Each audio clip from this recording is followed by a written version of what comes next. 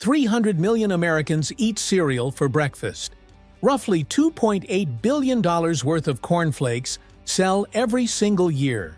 You have probably eaten thousands of bowls in your lifetime without thinking twice.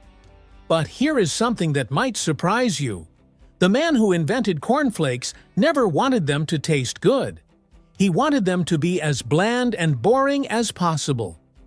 Because Dr. John Harvey Kellogg believed that flavorful food excited the body in ways he considered sinful. And the specific sin he was trying to prevent? A habit so private, so personal, that an entire breakfast empire was built on the mission to stop it.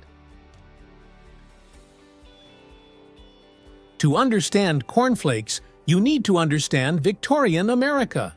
In the late 1800s, a movement called the Great Awakening had merged religion with science in unpredictable ways. Doctors genuinely believed physical urges could be controlled through diet, that meat, spices, and sugar led to moral weakness. And the greatest moral weakness of all? Self-pleasure.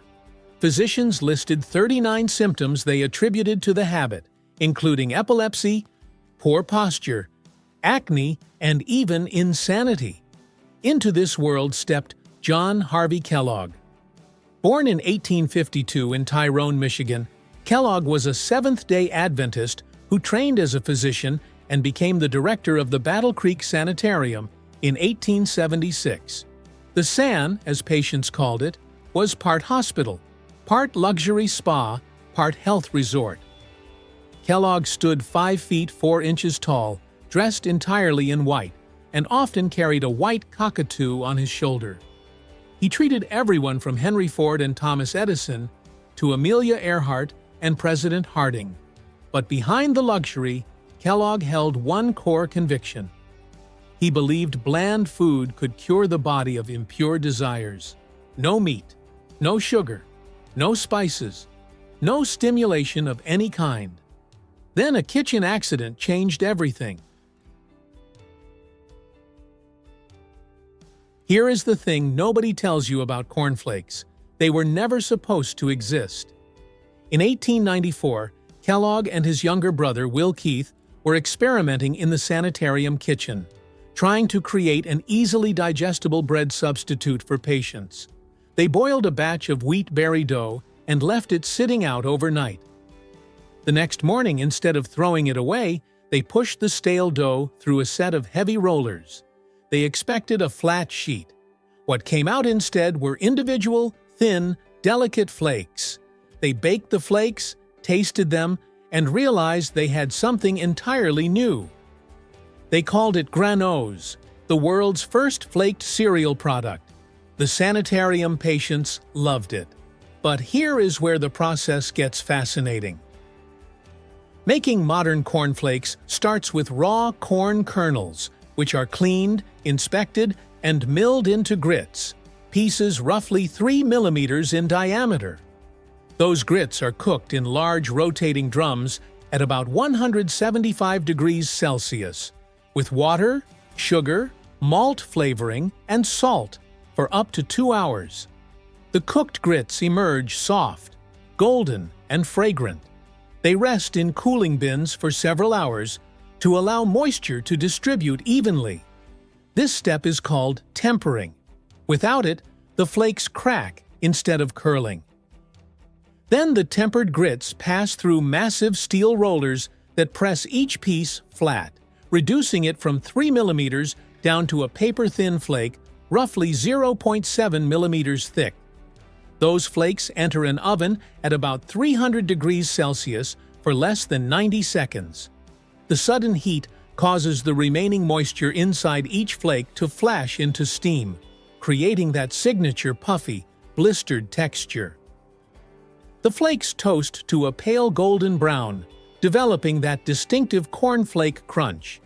After cooling, they are sprayed with a light coating of vitamins, tumbled gently to prevent breakage, and packaged.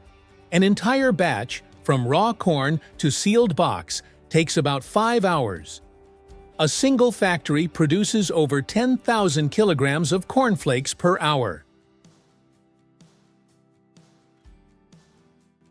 But the strangest part is what happened next. That kitchen accident did not just create a cereal. It created an entire industry. Within 5 years, over 40 cereal companies launched in Battle Creek alone.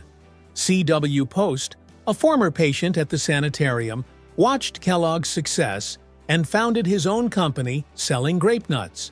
By 1906, Will Kellogg was shipping 175,000 cases per year. Today, the global breakfast cereal market is worth over $45 billion. Americans consume roughly 2.7 billion boxes a year. All of it traces back to a pot of wheat dough that two brothers forgot to put away. Here is where the story flips. John wanted cornflakes to remain completely bland. Zero sugar, zero flavor, a pure anti-stimulation food. But his brother Will saw something John refused to see: a business opportunity. In 1906, Will founded the Battle Creek Toasted Cornflake Company and did the one thing John considered an absolute betrayal. He added sugar. The brothers launched a legal war over the Kellogg name that lasted a decade. They never reconciled. The cereal invented to suppress pleasure became one of the sweetest things on the breakfast shelf. So what do you tell someone who asks about cornflakes? Kellogg looked at the human body and saw a machine that needed controlling. He looked at pleasure and saw disease. He built an empire of blandness to fix what was never broken. His brother looked at the same cereal and saw only money. Neither of them imagined what would actually happen. Millions of mothers would pour it into bowls for their children on slow Sunday mornings. It would become the sound of cartoons and bare feet on kitchen tile. The taste of childhood. Both brothers lost. John lost his cereal to sugar.